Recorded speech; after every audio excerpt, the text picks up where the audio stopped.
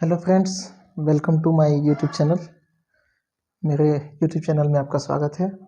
तो आज का क्लास बहुत इम्पोर्टेंट होने वाला है क्योंकि आज हम पढ़ेंगे मेटल कॉम्प्लेक्स के लिए एमओटी डायग्राम कैसे बनता है। ठीक है, तो इसको समझाने के लिए लिगेंड फील्ड थ्योरी दिया गया। ठीक है, लिगेंड फील्ड थ्योरी में क्या था, इससे पहले हम सीएफटी देख चुके हैं। क्रिस्टल फील्ड थ्योरी क्या है, लिगेंड को एज अ पॉइंट चार्ज के रूप में मानता है। ठीक है, मेटल आयन है और लिगेंड क्या होता है, पॉइंट चार्ज के रूप में केवल एक लोन पेयर इलेक्ट्रॉन डोनेट करता है। तो यहाँ केवल हम मेटल ऑर्बिटल की बात करते थे। ठीक है, लेकिन ऐसा नहीं है कि हम यहाँ पे इफेक्ट जो होगा मेटल ऑर्बिटल का ही होगा, लिगेंड का भी तो ऑर्बिटल है ना, इसका भी कुछ ना कुछ इफेक्ट पड़ना चाहिए। तो एलएफटी लिगेंड फील्ड थ्योरी क्या बोलता है, इसमें लिगेंड के सभी ऑर्बिटल क्या करते हैं, कंसीडर करते हैं। ठीक है, और ये एलएफटी आने का कारण एक और भी है, क्योंकि एलएफटी सीएफटी में क्या बताया गया था, क्योंकि यहाँ पे पॉइंट चार्ज है तो यहाँ पे जो बॉन्ड बनेगा वो क्या होगा, इलेक्ट्रोस्टैटिक बॉन्ड बनेगा, है ना। जबकि ईएसआर एनएमआर स्पेक्ट्रोस्कोपी से स्पष्ट हो गया है कि मेटल लिगेंड का जो बॉन्ड होता है वो कंप्लीटली आयनिक न होकर के कोवलेंट नेचर का भी होता है। अब ये कोवलेंट नेचर का कब होगा, जब लिगेंड भी अपना इफेक्ट देगा।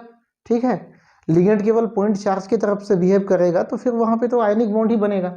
ठीक है, तो लिगेंड का भी क्या होना चाहिए, वहां पे कंट्रीब्यूशन होना चाहिए।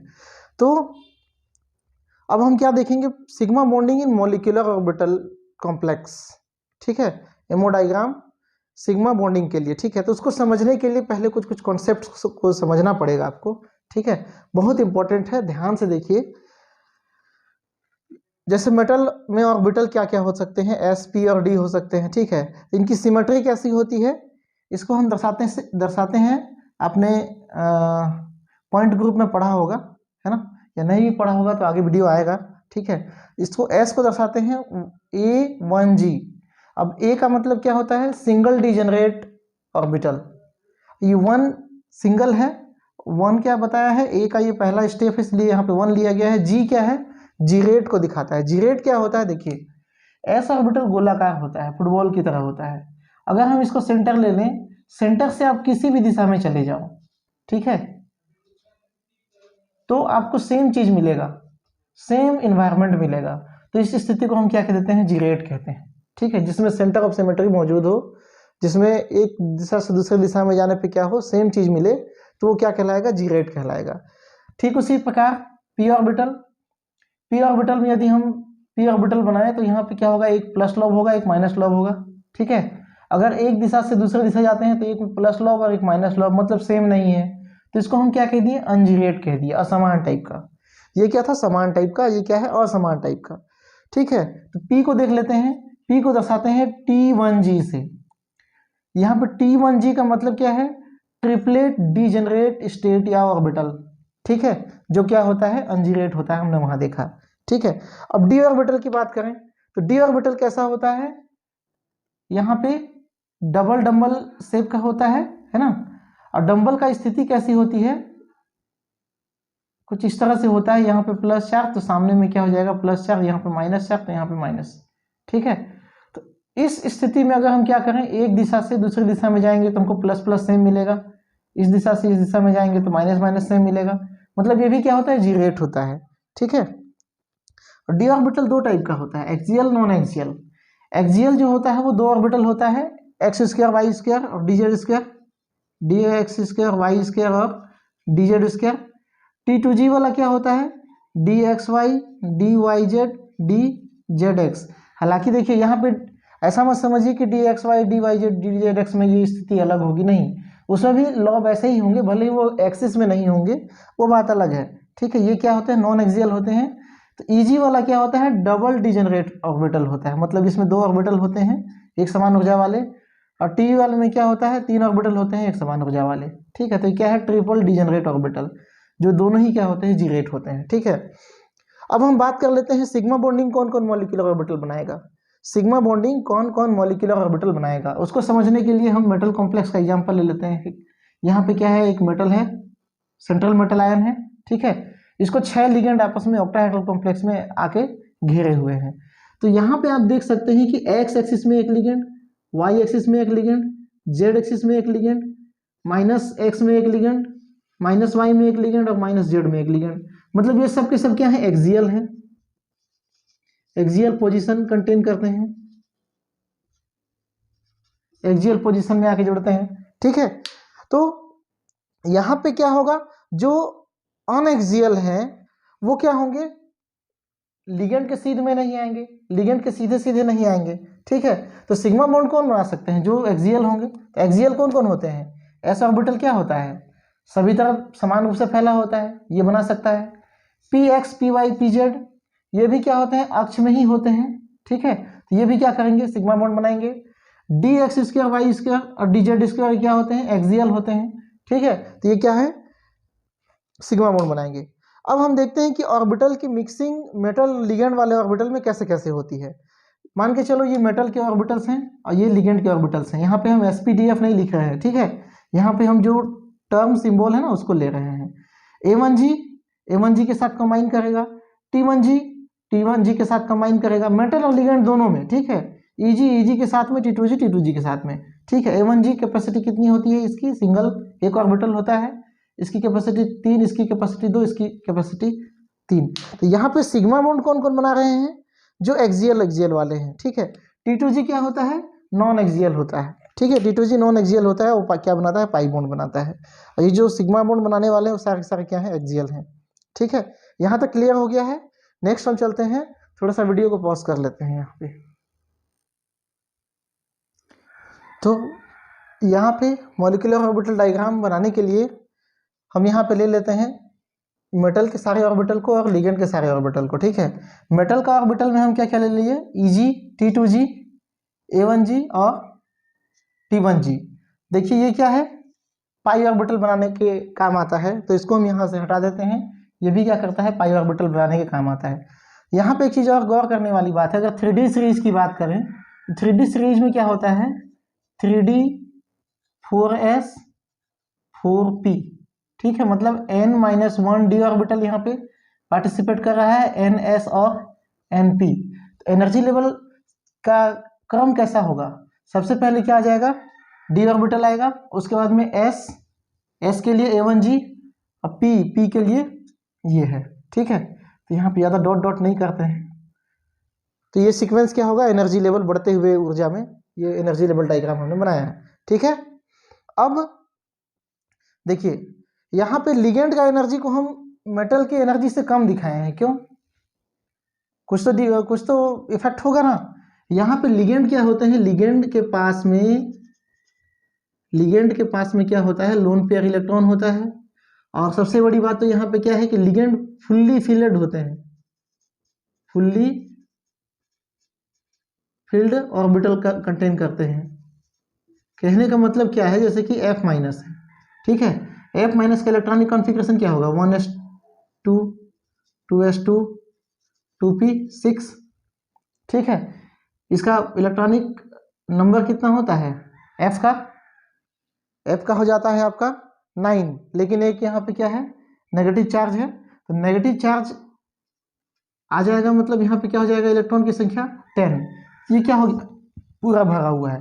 पूरा भरा हुआ क्या होता है, स्थायी होता है ना। स्थायी होगा तो उसकी एनर्जी क्या होगी, ऑलरेडी कम होगी। ठीक है, तो इसको भी आपको ध्यान देना है कि यहाँ लिगेंड की एनर्जी क्या है, कम है, इसलिए हमने इसको क्या किया है, नीचे दिखाया है। ठीक है, अब जब भी एनर्जी लेवल डायग्राम बनता है, ठीक है, तो जो ग्राउंड स्टेट होगा वो किसके नज़दीक होगा, जो स्थायी है मतलब लिगेंड के नज़दीक होगा। ग्राउंड स्टेट वाले सारे के सारे एनर्जी लेवल किसके नज़दीक होंगे, लिगेंड के नज़दीक होंगे, है ना। ये तो क्या है, हाई एनर्जी लेवल में है। ठीक है, जो मेटल आयन है उसके ऑर्बिटल क्या है, उच्च ऊर्जा स्तर में है, ये क्या है, निम्न ऊर्जा स्तर में है। तो जो भी लिगेंड यहाँ के होंगे वो क्या होंगे, इसके अनुसार भरेंगे, लिगेंड के अनुसार एनर्जी लेवल दिखाएंगे। तो लिगेंड में सबसे कम एनर्जी किसकी है, पहले A1G की। ठीक है, तो यहाँ पे हम क्या ले लिए, A1G।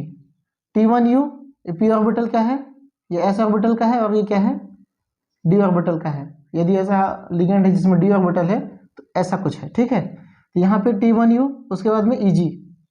T2G भाग नहीं लेगा, क्यों, क्योंकि वो पाई ऑर्बिटल बनाएगा, पाई बॉन्डिंग करेगा। ठीक है, पाई बॉन्डिंग वाला मॉलिक्यूलर ऑर्बिटल में हम इसको लेंगे। ठीक है, तो यहाँ पे ये हो गया।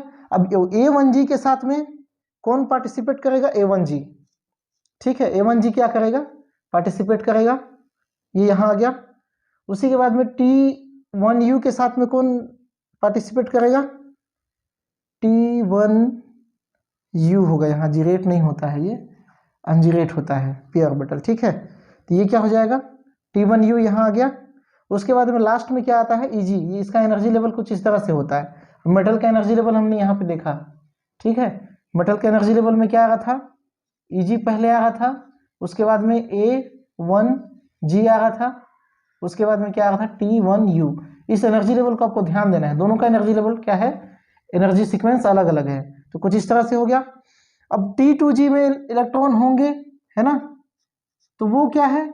यहाँ पे पार्टिसिपेट नहीं कर रहा है, मतलब वो क्या हो जाएगा? यहाँ पे जिस एनर्जी लेवल में पहले था उसी एनर्जी लेवल पे यहाँ पे मौजूद है। ठीक है, इसकी एनर्जी कम ना अधिक नहीं हो रही है। ये क्या है? एक समान ऊर्जा वाले कक्षक यहीं पे मौजूद है। ठीक है, समांतर क्रम में। ठीक, अब हम एक्साइटेड स्टेट की बात करें। एक्साइटेड स्टेट मतलब एनर्जी किसकी ज़्यादा है? मेटल की। तो मेटल की ओर क्या होंगे? सारे के सारे एक्साइटेड वाले ऑर्बिटल या एंटी बॉन्डिंग वाले ऑर्बिटल झुके होंगे। तो यहाँ पे एनर्जी सीक्वेंस कैसा होगा? Eg Ag Ag और Tu, Eg Ag Tu। ठीक है, इस क्रम में भरेंगे, बाकी इसको जोड़ना है। अगर हम यहाँ पे एग्जाम्पल ले लेते हैं, एक आध एग्जाम्पल से समझते हैं। ठीक है, वैसे ये समझ में आ गया होगा, है ना? अगर समझ में ना आए तो थोड़ा सा वीडियो को रिपीट करके देखिए, है ना। एनर्जी लेवल को आपको समझना है कि डी ऑर्बिटल मेटल का जो ऑर्बिटल है उसकी एनर्जी कैसी होगी। अगर मान के चलो यहाँ 3D सीरीज की जगह 4D सीरीज भी लेते हैं, तो यहाँ पे 4D सीरीज में क्या होगा? 5D 4P, है ना, 4S एंड 4P। अगर हम ले लेते हैं 5D सीरीज लेते हैं तो यहाँ पे क्या हो जाएगा? 6D 5S 5P। तो सभी में क्या आ रहा है? n-1d orbital sp। ठीक है, क्लियर है? तो ये तो हो गई इसकी बात, इसको हम मिटा देते हैं, भर जा रहा है। ठीक, अब हम इलेक्ट्रॉन भर के देखते हैं। यहाँ पे टोटल इलेक्ट्रॉन, कोबाल्ट का एक एग्जांपल लिए, कोबाल्ट हेक्सामिनो कोबाल्ट का। ठीक है, 3+। ठीक, तो यहाँ पे क्या हो जाएगा? कोबाल्ट में जो कॉन्फ़िगरेशन होगा वो 3D6 हो जाएगा। और लिगेंड में से ऑर्बिटल, लिगेंड के ऑर्बिटल में कितने इलेक्ट्रॉन आएंगे? 2-2 इलेक्ट्रॉन देता है, तो यहाँ पे 6 लिगेंड है, मतलब 12। तो यहाँ पे 12 लिगेंड क्या हो जाएंगे? इस तरह से भर जाएंगे, सिंगल सिंगल सिंगल, ये डबल हो गया। उसके बाद में यहाँ पे 2 2 4 2 6 2 8 2 10, एक ऑर्बिटल डबल होना चाहिए। ये Eg क्या होगा? WD जनरेट है, सिंगल सिंगल सिंगल और सिंगल। ठीक है, अब क्लियर हो गया? तो यहाँ पे क्या हो गया? 12 इलेक्ट्रॉन भर गए। अब यहाँ पे कितने इलेक्ट्रॉन है? D6 electron. अब यहाँ पे जो लिगेंड है उसको हमको देखना है। ठीक है, लिगेंड क्या है? स्ट्रॉन्ग फील्ड लिगेंड है। देखिए, इस थ्योरी को पढ़ने का फायदा यह है कि लास्ट में आपको इलेक्ट्रोकेमिकल सीरीज भी बनाने को आ जाएगा। ठीक है, इलेक्ट्रोकेमिकल सीरीज भी बनाने को आ जाएगा। तो यहाँ पे ये क्या है? स्ट्रॉन्ग फील्ड लिगेंड है, मतलब यहाँ पे जो 6 इलेक्ट्रॉन है वो क्या हो जाएगी? यहीं पे पेयरिंग हो जाएगी। ठीक है, यहाँ से लेके यहाँ तक की दूरी, डिस्टेंस जो है वो क्या हो जाएगा? डेल्टा ओ। डेल्टा ओ जो हमने CFT में पढ़ा था। ठीक है, ऑक्टाहेड्रल कंडीशन में स्प्लिटिंग कितना होगा? इतना होगा। T2G से Eg लेवल का जो डिस्टेंस होता है उसको हम क्या कहते हैं? डेल्टा ओ। ठीक है, ये क्लियर हो गया। और एक आध एग्जांपल देख लेते हैं स्पिन फ्री वाले का। यहाँ पे फ्लोराइड जो है वो क्या है? वीक फील्ड लिगेंड है। फ्लोराइड क्या है? वीक फील्ड लिगेंड है। इसमें भी कंडीशन D6 है, 12 लिगेंड है, लिगेंड के 12 इलेक्ट्रॉन है। ये सेम एज सेम भरेंगे, लेकिन यहाँ पे जो 6 इलेक्ट्रॉन है इनके भरने का क्रम क्या हो जाएगा? अलग हो जाएगा। एक इलेक्ट्रॉन यहाँ, एक इलेक्ट्रॉन यहाँ, एक इलेक्ट्रॉन 3 हो गया, एक इलेक्ट्रॉन यहाँ, एक इलेक्ट्रॉन 4 हो गया, अब एक इलेक्ट्रॉन यहाँ पेयरिंग करेगा, 6 हो गया। ठीक है, तो इस तरह से इलेक्ट्रॉन भरते हैं किसमें? मेटल ऑर्बिटल कॉम्प्लेक्स में। ठीक है, मेटल ऑर्बिटल कॉम्प्लेक्स में, मॉलिक्यूलर ऑर्बिटल कॉम्प्लेक्स में। तो ये क्या हो गया? Ammo diagram. एमओ डायग्राम ये किसका हो गया? ये हो जाएगा मेटल कॉम्प्लेक्स का, MO। ये क्या था? लिगेंड था। ये क्या है? Metal ion. ठीक है, तो ये आप ये भी दर्शा दो, अच्छा रहेगा। ठीक, अब नेक्स्ट हम देखते हैं पाई वाले को, देख लेते हैं कि वो कैसे बनता है। तो नेक्स्ट क्या है, पाई मोलिकुलर ऑर्बिटल डायग्राम को समझने के लिए हम लोग को पाई डोनर लिगेंड और पाई एक्सेप्टर लिगेंड को समझना पड़ेगा। ठीक है, पाई डोनर लिगेंड क्या होगा, ऐसा लिगेंड जिसके पास 2 या 2 से अधिक लोन पेयर इलेक्ट्रॉन हो, क्योंकि एक लोन पेयर से तो वो सिग्मा बॉन्ड बनाएगा, बाकी जो बचे लोन पेयर उससे क्या करेगा, वो पाई बॉन्ड बना सकता है। ठीक है, तो ये होना चाहिए। दूसरा चीज, मेटल इन हाई ऑक्सीडेशन स्टेट, मेटल का ऑक्सीडेशन स्टेट क्या होना चाहिए, हाई होना चाहिए, मतलब उसके पास इलेक्ट्रॉन की कमी होनी चाहिए, जिससे वो क्या करे, लिगेंड जो इलेक्ट्रॉन दे रहा है उसको ले सके। ठीक है, तो इस तरह के लिगेंड कौन कौन से होते हैं, क्लोरो, ब्रोमो, आयोडो, है ना, फ्लोरो, इस तरह से HCN, sulphur 2 minus, H2O, H2O के पास भी क्या होता है, 2 लोन पेयर इलेक्ट्रॉन होता है। ठीक है, इसी टाइप से पाई एक्सेप्टर लिगेंड क्या होंगे, ऐसे लिगेंड जिसके पास में केवल एक लोन पेयर इलेक्ट्रॉन हो, है ना, एक ही लोन पेयर इलेक्ट्रॉन हो, बाकी उसके पास क्या हो, खाली सिग्मा स्टार ऑर्बिटल हो, पाई स्टार ऑर्बिटल हो, या वैकेंट डी ऑर्बिटल हो। तो ये जो सिग्मा स्टार ऑर्बिटल है, पाई स्टार ऑर्बिटल है, वैकेंट डी ऑर्बिटल है, उसमें क्या करेंगे, ये लिगेंड जो है मेटल से इलेक्ट्रॉन को ले सकते हैं। ठीक है, ये पाई एक्सेप्टर है, मतलब मेटल के डी ऑर्बिटल के इलेक्ट्रॉन को ये क्या करेंगे, बैक बॉन्डिंग के थ्रू लेंगे। ठीक है, बैक बॉन्डिंग हमने पहले देखा है। ठीक है, अब मेटल को क्या होना चाहिए, लो ऑक्सीडेशन स्टेट, मतलब इसके पास इलेक्ट्रॉन क्या होना चाहिए, अधिक होना चाहिए। भाई इस कॉम्प्लेक्स में मेटल के पास इलेक्ट्रॉन ज़्यादा होगा, तभी तो लिगेंड क्या करेगा, सिग्मा स्टार पाई स्टार में क्या करेगा, सिग्मा स्टार पाई स्टार में क्या करेगा, इलेक्ट्रॉन को लेना चाहेगा। ठीक है, अब देखते हैं दोनों का मॉलिक्यूलर ऑर्बिटल डायग्राम क्या इफेक्ट पड़ता है, कैसा दिखता है। ठीक है, तो यहाँ पे हम ले लेते हैं T2G, ये मेटल के लिए है, ये लिगेंड के लिए है। लिगेंड का Eg भाग नहीं लेगा, Eg यहाँ पे भाग नहीं लेगा, क्योंकि ये पहले ही सिग्मा बॉन्ड बना चुका है। ठीक है, अब यहाँ पे T2G की बात करते हैं, तो यहाँ पे लिगेंड का एनर्जी देखिए यहाँ पे कम है। ठीक है, लिगेंड का एनर्जी कम है, लिगेंड का एनर्जी क्या है, कम है, क्यों, क्योंकि ये भरे हुए कक्षकों में इलेक्ट्रॉन रखता है, मतलब कंप्लीटली भरा हुआ। जैसे पहले मैंने बताया कि मेटल का एनर्जी लेवल क्या होगा, ऊंचा होगा, क्योंकि इसके पास इलेक्ट्रॉन की कमी है, और ये पूरी तरह से सैचुरेटेड है। H2O न्यूट्रल मॉलिक्यूल है भाई, है ना, न्यूट्रल मॉलिक्यूल है, तो वो क्या होंगे, स्टेबल कंडीशन में होंगे, इस वजह से इसकी एनर्जी क्या होती है, कम होती है। मैं बार बार बता रहा हूँ आपको। अब पाई बॉन्डिंग कैसे बनता है, pi bonding side wise overlapping से बनता है। तो इसका एनर्जी लेवल डायग्राम करते हैं, T2G और T2G के साथ में कॉम्बिनेशन, तो T2G और T2G स्टार बनता है। ठीक है, T2G और T2G स्टार बनता है। Eg जहाँ था उसका एनर्जी लेवल अब भी यहाँ है। इसको दिखाने का मतलब क्या है, क्योंकि हमको T2G और Eg के बीच में एनर्जी डिफरेंस देखना है, स्प्लिटिंग एनर्जी को देखना है। तो इसकी वैल्यू कितनी होती है, यहाँ पे हमने ऑक्टाहेड्रल के लिए लिख दिया डेल O। इसकी एनर्जी गैप देख रहे हो, बहुत कम है।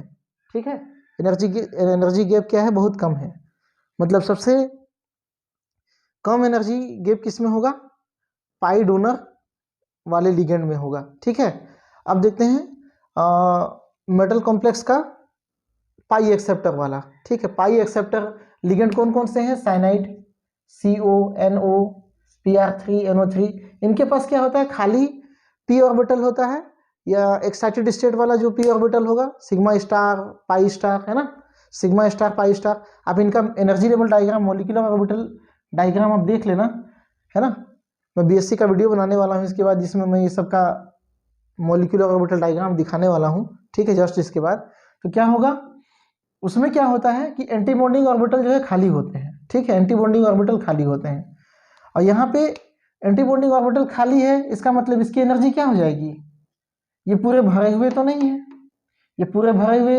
ऐसा स्थिति तो नहीं है कि क्लोरीन का जो विन्यास था अक्रिय विन्यास के जैसा था, ब्रोमीन, आयोडीन, फ्लोरीन, इन सब का विन्यास क्या था, इनर्ट गैस के समान था, इसलिए एनर्जी कम थी।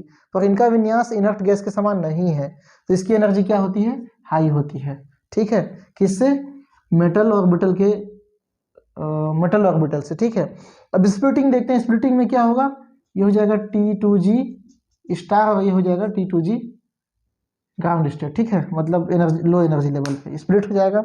अब यहाँ पे क्या होता है, Eg का जो एनर्जी लेवल है जहाँ का तहाँ है, जैसे उसमें देखे थे वैसे ये भी है, बस यहाँ पे स्प्लिटिंग इधर से हुआ, ज़्यादा हुआ। ठीक है, तो यहाँ पे डेल्टा ओ की वैल्यू क्या आ गई, सबसे ज़्यादा आ गई, है ना। मतलब हमको डेल्टा ओ कहाँ से देखना है, T2G से EG तक देखना है ना। CFT में हमने पढ़ा है T2G से EG तक क्या होता है, डेल्टा ओ हम देखते हैं, स्प्लिटिंग इन ऑक्टाहेड्रल कॉम्प्लेक्स का एनर्जी लेवल 10 मान जिसको हम दिखाते थे, ठीक है। तो यहाँ पे क्या हो गया, इसकी वैल्यू सबसे ज़्यादा हो गई। अगर हम कंपेयर करें, पहले वाला फिगर याद कर लो और इस दोनों फिगर को याद कर लो, तो सबसे ज़्यादा जो एनर्जी डिफरेंस आएगा वो किस में आएगा, पाई एक्सेप्टर में आएगा, क्योंकि यहाँ पे डेल ओ का मान क्या हो रहा है, ज़्यादा हो रहा है। और उससे पहले वाले में, इसके बाद में क्या होता है, सिग्मा डोनर में, सिग्मा वाला इससे पहले डायग्राम हमने देखा था, ठीक है। वीडियो को बैक करके देख लो, सिग्मा डोनर में क्या था, डेल ओ की वैल्यू इससे थोड़ी सी कम थी। और सबसे कम किसकी होती है, सबसे कम किसकी होती है, इस वाले की, पाई डोनर की, ठीक है। तो इसलिए यहाँ पर हम एक एनर्जी लेवल भी बना दिए कि डेल्टा ओ की वैल्यू किसकी किसकी कम होगी, किसकी किसकी ज़्यादा होगी। यहाँ पर डेल्टा डोनर जो होगा वो क्या होगा, सबसे कम होगा, पाई डोनर उसका कम होगा, पाई एक्सेप्टर का मान क्या होगा, ज़्यादा होगा, ठीक है। अब हम देखते हैं कि इन सब चीज़ को जानने के बाद, इन सब चीज़ों को जानने के बाद क्या बोलना चाहिए, स्पेक्ट्रोकेमिकल सीरीज कैसे फॉर्म करेंगे, कैसे किस आधार पर बनाया गया है।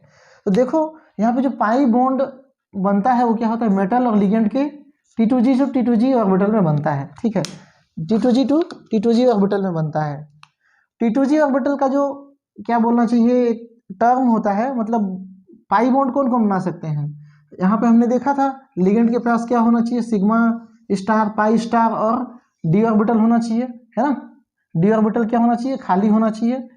तो पी पाई, डी पाई, पाई स्टार और सिग्मा स्टार, ये 4 तरह के ऑर्बिटल होंगे जो क्या बनाएंगे, पाई बॉन्ड बना सकते हैं, ठीक है। 4 तरह के ऑर्बिटल होंगे जो क्या कर सकते हैं, पाई बॉन्ड बना सकते हैं। तो पहला हम ले लेते हैं डी पाई पी पाई बॉन्ड, ठीक है। डी पाई पी पाई बॉन्ड कौन बनाएगा, ऐसे लिगेंड जिनके पास में फुल्ली फिल्ड क्या हो, कंप्लीटली भरा हुआ कक्षक हो, मतलब pi donor ligand. Pi donor ligand क्या करेंगे, पी ऑर्बिटल ऑफ लिगेंड जो भरा हुआ है ना, ये जो भरा हुआ लिगेंड है, ये क्या करते हैं, अपना इलेक्ट्रॉन पेयर किसको देते हैं, डी ऑर्बिटल को देते हैं। डी ऑर्बिटल किसका, मेटल का, यहाँ पे हम लिख देते हैं मेटल, ठीक है। मेटल के खाली मेटल के खाली डी ऑर्बिटल में क्या करते हैं, इलेक्ट्रॉन पेयर देते हैं। उसी प्रकार डी पाई बॉन्ड कौन बनाएगा, जिसके पास डी ऑर्बिटल हो, फास्फोरस, आर्सेनिक, है ना, सल्फर, इनके पास क्या होता है, खाली डी ऑर्बिटल होता है। तो यहाँ पे कंडीशन क्या होता है कि मेटल का डी ऑर्बिटल से क्या होता है, empty ligand, D orbital of empty ligand, जो लिगेंड है उसके खाली डी ऑर्बिटल में इलेक्ट्रॉन की बैक बॉन्डिंग होती है, ठीक है।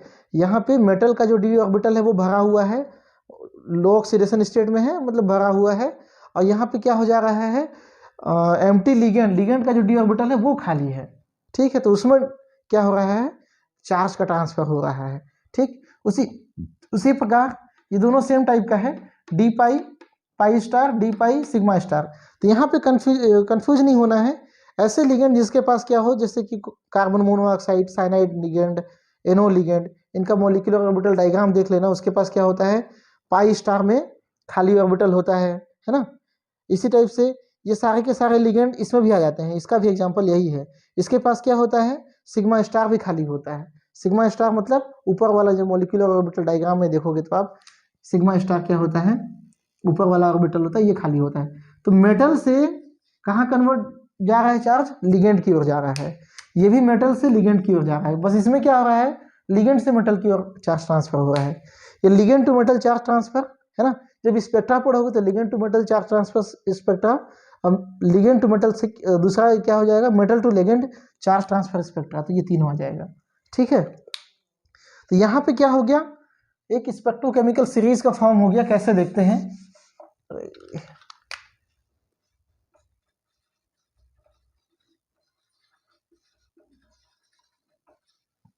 एक सीरीज बना लेते हैं हम, क्योंकि वीडियो लंबा हो जाएगा इसलिए मैं पॉज कर ले रहा हूँ, उसके बाद में उसको लिख के समझा दे रहा हूँ आपको, ठीक है। तो ये क्या है, स्पेक्ट्रोकेमिकल सीरीज है, ठीक है। यहाँ पे क्या दिख रहा है आपको कि जो पाई डोनर लिगेंड होते हैं, ठीक है, उसकी स्प्लिटिंग कैपेसिटी क्या होती है, पाई डोनर लिगेंड की स्प्लिटिंग कैपेसिटी क्या होती है, सबसे कम होती है। मतलब वो क्या हो जाएंगे, वीक फील्ड लिगेंड हो जाएंगे। ठीक है, तो यहाँ पे आपने इसका एग्जाम्पल भी देखा था। इसका एग्जाम्पल में क्या क्या था, iodine, bromine, chlorine, fluorine, OH और माइनस H2O, O2 इत्यादि था। तो यहाँ पे क्या होते हैं, ये जो है वो क्या है, स्ट्रॉन्ग पाई डोनर है। मतलब ये क्या बनाएंगे, सबसे कमजोर फील्ड लिगेंड बनाएंगे। ठीक है, पाई डोनर है मतलब स्ट्रॉन्ग पाई डोनर क्या बनाएगा, कमजोर लिगेंड बनाएगा। ठीक है, ये वीक पाई डोनर है। इसी टाइप से पिरिडीन और अमोनिया को देखें तो ये क्या नो पाई इफेक्ट नहीं दिखाते हैं, है ना, एम्फोटेरिक नेचर के होते हैं ये। और बाईपिरिडीन, फेनिन और NO2 ये क्या है, वीक पाई एक्सेप्टर हैं। जो पाई एक्सेप्टर होते हैं वो स्ट्रॉन्ग लिगेंड होते हैं। ठीक है, और यहाँ पे PPS3, CH3 minus, H minus, Cl minus, CO minus, ये क्या है, स्ट्रॉन्ग फील्ड लिगेंड है। ये क्या है, स्ट्रॉन्ग फील्ड लिगेंड। तो इलेक्ट्रोकेमिकल सीरीज क्या बताता है, weak field ligand, strong field ligand की सीरीज को ही बताता है। तो ये सब क्या है, स्ट्रॉन्ग फील्ड लिगेंड है। यहाँ पे एक्सेप्शन है, यहाँ पे CH3 माइनस और H माइनस जो होते हैं वो पाई डोनर होते हैं, पाई डोनर है। लेकिन हालांकि ये भी क्या कराते हैं, स्प्लिटिंग ज्यादा कराते हैं, इसलिए स्ट्रॉन्ग फील्ड लिगेंड कहलाते हैं। ठीक है, ये क्या है, पाई डोनर, इनका भी स्प्लिटिंग क्या होता है, ज्यादा होता है। किसके कंपेयर में, इनके कंपेयर में। तो जो जितना ज्यादा स्प्लिटिंग कराता है, ठीक है, तो सबसे ज्यादा स्प्लिटिंग कौन कराएगा, पाई एक्सेप्टर लिगेंड। तो जो पाई एक्सेप्टर लिगेंड होंगे वो क्या होंगे, स्ट्रॉन्ग फील्ड लिगेंड होंगे। ठीक है, क्लियर है यहाँ तक। तो लिगेंड फील्ड थ्योरी को पढ़ने का मतलब निकल गया। स्पेक्ट्रोकेमिकल सीरीज हमने सीख लिया, स्प्लिटिंग कितना कितना होता है वो सीख लिया। और सबसे बड़ी बात कि मेटल कॉम्प्लेक्स जब बनता है, मेटल कॉम्प्लेक्स जब बनता है तो लिगेंड का भी अपना इफेक्ट होता है। इसीलिए LFT सबसे अच्छी थ्योरी मानी गई है। ठीक है, क्योंकि इसमें मॉलिक्यूल मेटल के ऑर्बिटल को भी साथ साथ लिया है, साथ में क्या लिया है, लिगेंड के ऑर्बिटल को भी साथ में लिया है। ठीक है, तो ये क्या था, MOT ऑफ मेटल कॉम्प्लेक्स, या इसी को कहते हैं लिगेंड फील्ड थ्योरी, और इसी को कहते हैं एडजस्टेड CFT। CFT में ही क्या कर दिया गया है, इसको एडजस्ट कर दिया गया है। ठीक है, यहाँ तक क्लियर था। अगर कोई प्रॉब्लम होगा तो कमेंट कीजिए, और मेरे चैनल में नए हैं तो चैनल को लाइक, सब्सक्राइब और शेयर भी कीजिए, ताकि अधिक से अधिक लोगों तक ये जानकारी जो है पहुँच सके। धन्यवाद।